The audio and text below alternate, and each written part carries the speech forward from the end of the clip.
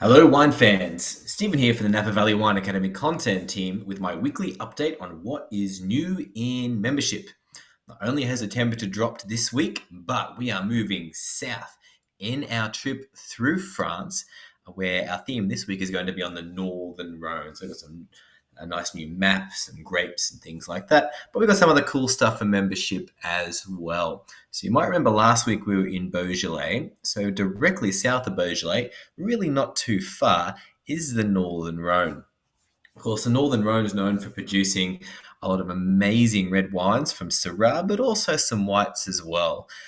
It's a very long, skinny region, moderate climate that travels along the Rhone River before it all opens out down here at the bottom.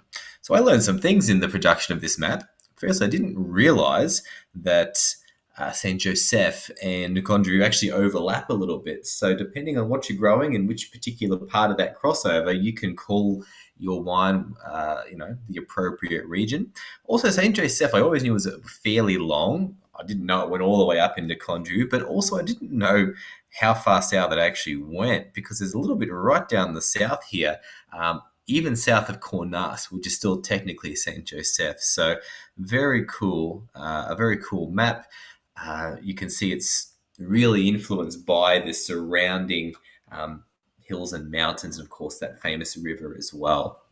So very cool. And of course, you can't do the Northern Rhone without looking at Syrah and Viognier. So let's check out Viognier really quickly. An amazing aromatic grape, often one of the more expensive white grapes when it's done really well.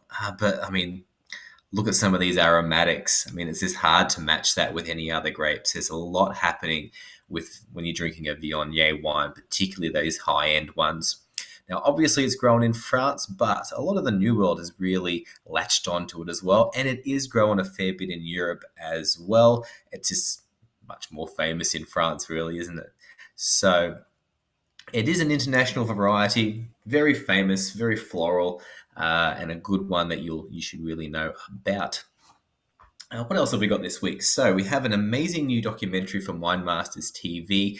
It's one of their longer pieces. It's about an hour long, and it looks at the Alentejo in Portugal with a focus on I believe it's Machau. It's how you pronounce the Machau winery. So it's a very long history for a winery. It was actually taken from the family during the Carnation Revolution, and they've got it back in recent times. But even until recent times, they didn't have any electricity, so they had to do all this old school, winemaking techniques like foot treading and things like that. So it's a bit of a dive into that region and particularly that winery. It's a bit of a classic.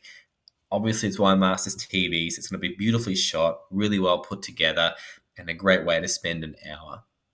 We also have a new article from part of our mixology series. This week is on the Blood and Sand. Now, the Blood and Sand is an older cocktail, and when you look at it, it just looks dreadful. It just doesn't make sense. Like, we've done all this learning about mixology, about the appropriate ratios of your dominant spirit versus your acids versus your sweets and so on, and how you can play with that. And this just doesn't make any sense. You've got different cocktails at different strengths and different intensities, but somehow it just works. Sometimes you can't explain the magic, and this is one of those cocktails. So a really famous one. We are introducing cherry brandy or cherry liqueur, depending on what you want to do. And there's a bit of an explanation on that. You'll have to read the article, which is an important ingredient for some other classics as well. So check out that article. It's a lot of fun.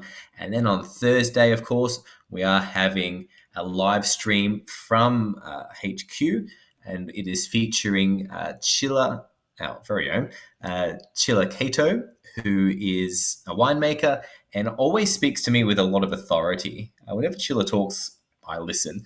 So definitely check that out. It's all about Rioja. It's part of our Rioja series. If you can get there in Napa, definitely do. But if you're like me and you're a different part of the world, then log on and watch live and ask questions. That's what this live stream is all about. So being able to exploit the fact that you can be anywhere and you can watch these.